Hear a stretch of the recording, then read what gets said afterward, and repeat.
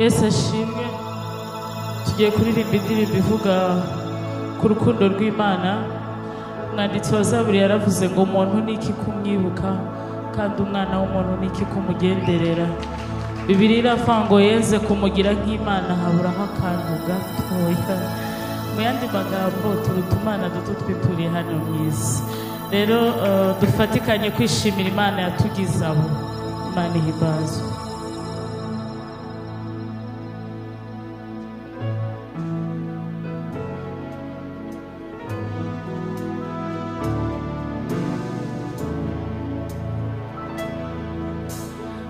Kera habayeho umugabo witwa Jambo, nyuma yabonye ko guhana n'Imana atari ikintu cyo kugundira, yisiga ubusa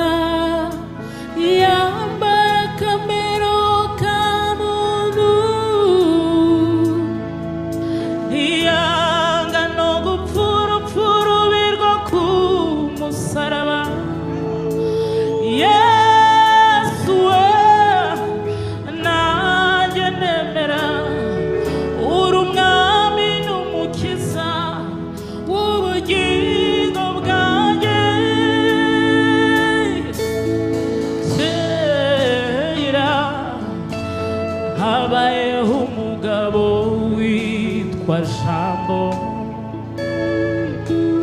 nyuma yabonye ko guhana n'Imana atari ikintu cyo kugundira, yisiga ubusa yambara kamero ka muntu, yanze no gupfurupfuru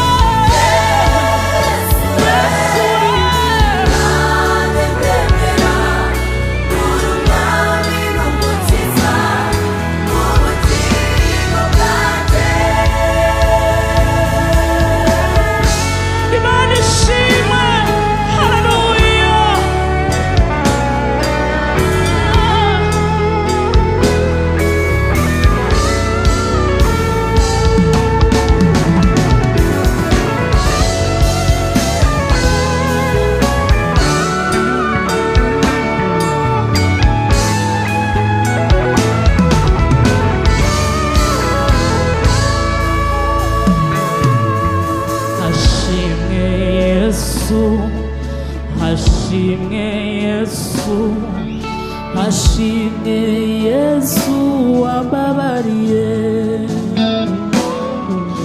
hashimwe Yesu, hashimwe Yesu, hashimwe Yesu wanshunguye,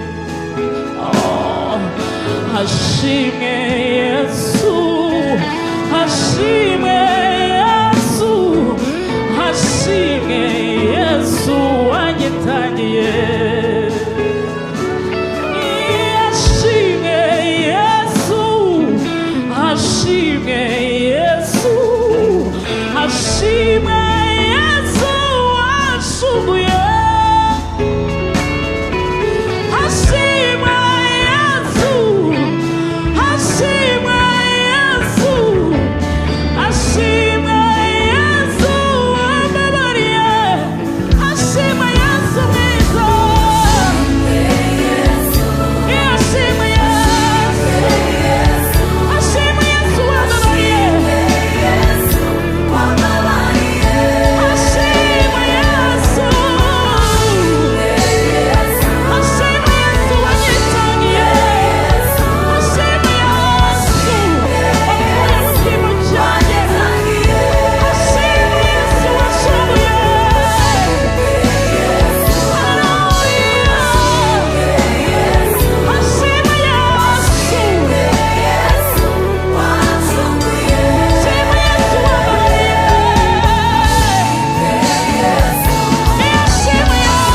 Yesu wambabariye, Yesu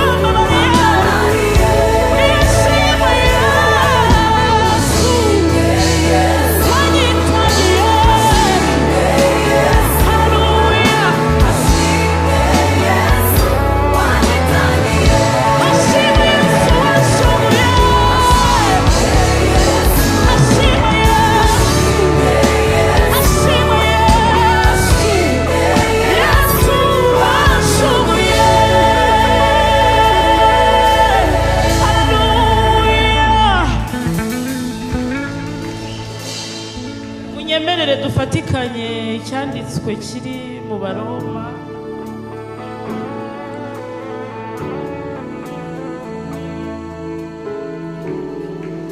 Abaroma dusoma ibice 5 turushaho gutekereza urukundo rwa Yesu.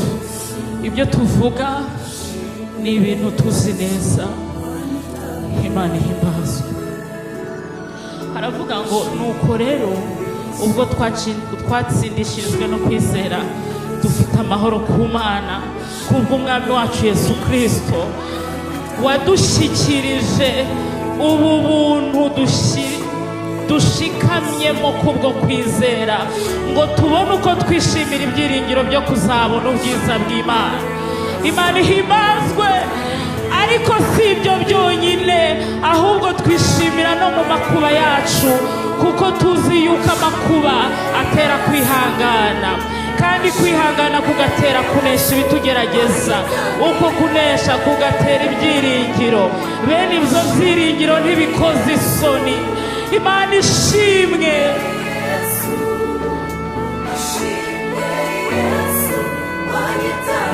Kuko urukundo rw'Imana rwasabye mu mitima yacu kubw'Umwuka Wera twahawe. Haleluya. Tukiri abanyantege nke, mu gihe gikwiriye Kristo yapfiriye abanyabyaha. Birakomeye kugira ngo umuntu apfire umukiranutsi, yankaswe umunyabyaha. Ariko Mana, icyakora ahari byashoboka ko umuntu yatinyuka gupfira umunyangeso nziza, ariko Imana yerekanye urukundo rwayo idukunda ubwo Kristo yadupfiraga tukiri abanyabyaha. Nkanswe none ubwo tumaze gutsindishirizwa n'amaraso ye,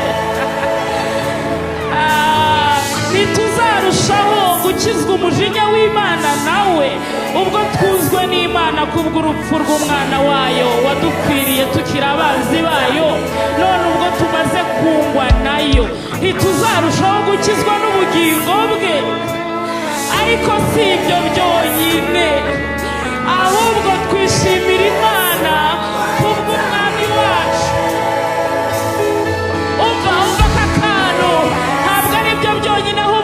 gushimira Imana kubwa Yesu Kristo ukidu